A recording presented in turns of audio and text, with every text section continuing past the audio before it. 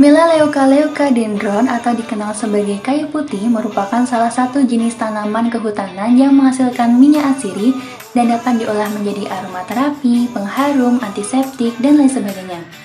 Tanaman kayu putih merupakan tanaman yang dapat ditanam dengan sistem agroforestry, yaitu sistem pemanfaatan lahan yang melakukan pencampuran tanaman kehutanan dengan tanaman semusim. Salah satunya agroforestry minyak kayu putih yang terdapat di lahan negara yang dikelola oleh Perum Perhutani yang terletak di Karanganom 2, Ngawis, Kecamatan Karangmojo, Kabupaten Gunung Kidul, Daerah Istimewa Yogyakarta dengan ketinggian sekitar 200 mdpl. Hutan tanaman ini dikelola dengan sistem tanaman tumpang sari di mana pengelolaan lahannya melibatkan kerjasama antara perhutani dan masyarakat setempat. Pola pengaturan ruang yang digunakan adalah alternate rules serta pengaturan waktu yang diterapkan yaitu intermittent, di mana tanaman pertanian dapat ditanam secara berulang di bawah tegakan kayu putih. Berikut ini adalah Bapak Wartono yang merupakan warga asli Dusun Karanganom yang bekerja sebagai petani di lahan hutan tanaman kayu putih. Bapak Wartono menggarap lahan pada peta 44 dengan menanam beberapa tanaman pertanian. Ini nomor tunggal, itu pantun, nomor kali, kacang, nomor 3 jeli, nomor sekawan, jagung, nomor 6 tanggal, telur. Alasan masyarakat menanam tanaman semusim yang pertama adalah karena tanaman tersebut cocok dengan kondisi geofisik lahannya, dan yang kedua adalah tanaman tersebut memang banyak diminati oleh masyarakat serta mudah untuk ditanam. Niku saking dinas ngrika mboten mung karep kula piyambakku pun lami niki namine Kehutanan Subur Makmur. Kerjasama niku kalih kahutanan Mbah kowe tugas nunggu ngoten. Kahutanan niku entene mung lisaputek kesenase niku pun boten kenging. Penting petani angger purun nyambut damel ngriki sak jile. Mboten wae batas-batasan. Nah iki mangke petani nyongkel setunggal niki hukumane gangsal 12 tahun. Niku mboten nek namung artomen mboten nampi dinas. Niki kan ilah kacang niki waune pantun. Iki waune pantun nggih ketikane. Ketikane kok sukane kacang niku. Ya mangkene rendeng malih disukani kacang anu pantun. Pantun. Barpari mangke kacang. Kacang malih. Bawa dhewe. Ini pun bisa pun bebas dengan penguatan apa-apa. Pada peta 44, umur tanaman kayu putih tidak seragam, yakni berumur 50, 40, 30, dan ada yang berumur 2 tahun di mana tanaman ini sebagai tanaman sulam. Tembangnya 6 bulan, saking siti ngeten iki sedoso senti. Wiwit masane pun 6 bulan. Nggih, nek pun rampung 6 bulan, kandel riyen. Sebabé napa? Tahun sing kadung ngeten iki semi niku mboten sae minyake. Mangkene pun kerak-kerak ngeten iki wiwit ditebang. Hasile mbane sane sudo. Kacang kula niku biasane sing sak mbiyen ngrika kidul asale niku sekawan bagor. Niku paling kathah. Saniki asor. Sebabe napa? Ditedhi nek pantun paling boten niku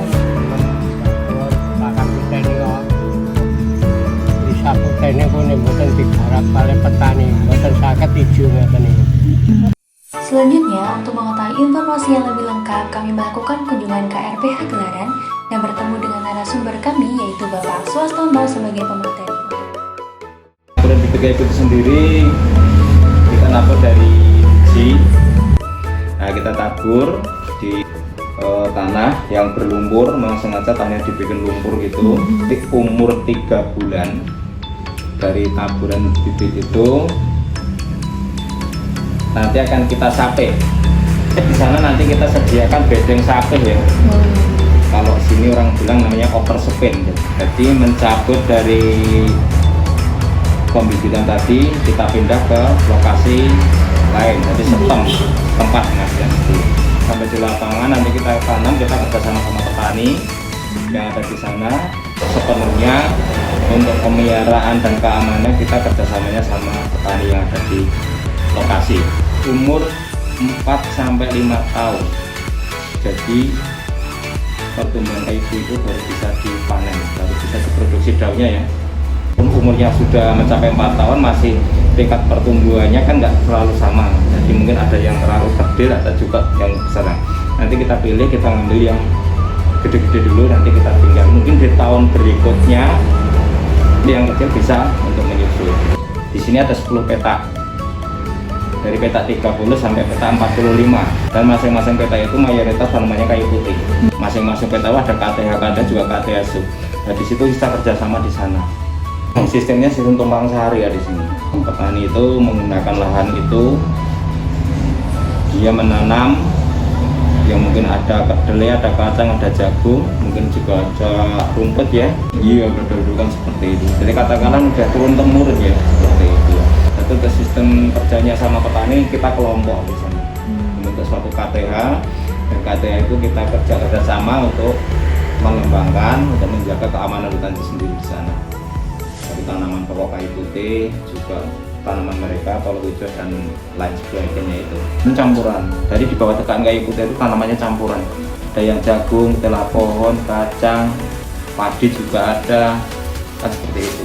Dampak negatifnya adalah terubusan itu yang sebenarnya harus dipertahankan, dia ganggu. Atau kita bisa bekerjasama dengan dia, kita waktu tumbuh daun, dia yang menangani, kan seperti itu. Jadi pergerakannya mereka, pergerakan masing-masing. Soalnya kan sini kayu putih sistem penyulmannya atau pengganti tanamannya nggak direhab total, nggak. Bahkan setiap tahun kan panen terus. Jadi untuk mengurangi produksi kita di sana biar cukup ya, bisanya setiap tahun kita mengajukan suatu usulan untuk diulang identifikasi di lokasi kayu putih yang sekiranya di lokasi itu tegaannya minim.